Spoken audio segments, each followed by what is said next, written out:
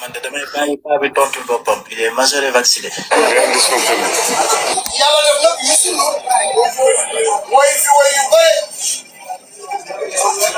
mais mu nekk lu woon fii ci Tivaouane booba kat Youssou Ndour bi nga toog man de déglu naa tabaski déglu naa xaalis déglu naa leneen ak leneen waaye dina gënoon a daaneel nag daw sa yaram mooy dagg kat dafa dul wayu ordinaire mais bi mu ko déggee rek yaa xam ni lii du wayu ordinaire donc c'est le modifié le penjab du wayu ordinaire kon ko dende de sunu way la waaye du ko way fu ne de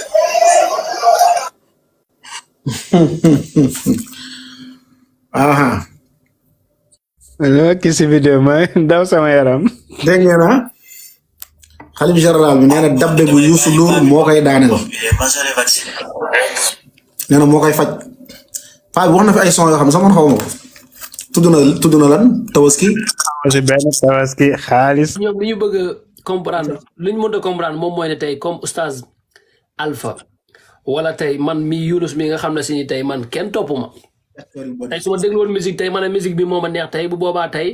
bàkkaar boobu noonu sama bàkkaar bopp lay doon dëgg la waaye ki nga xam ne si ni tey dañ koo teg mu nekk ab xalifa moom mu ne moom dafa am ab kuréel bu mu jiite yow Youssou Ndour ñëw fa tey il est que nga waar ko ne ko musique dafa xaraam pour delloo ko ci ne ko ah lii de boo ci dee yàlla mën na laa mbugal mu metti man Youssou Ndour si ñëw si man loolu laa koy wax mais moom il est que mu wax loolu Youssou Ndour mais di limal ay Youssou Ndour tabaski déglu naa korité beeg yooyu noonu la doon wax ba mu neex waaye man yooyu noonu yëpp tey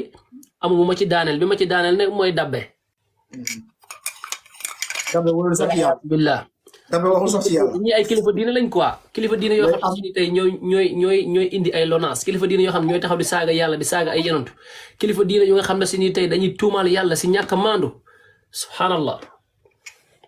léegi ñu déglu bi